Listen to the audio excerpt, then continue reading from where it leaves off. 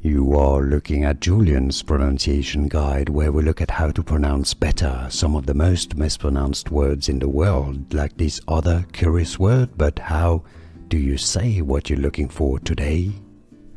Let's learn how to pronounce these words. I mean, it's the same word, but one is singular, and then how to say the plural. This is in anatomy a small passageway, a channel. Behind the eyes, you got bones as well.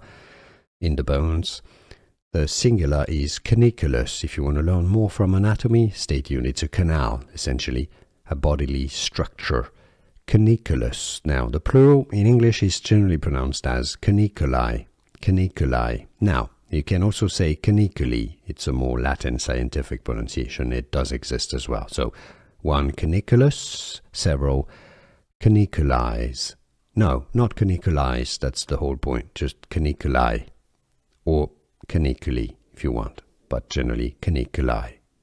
And now you know.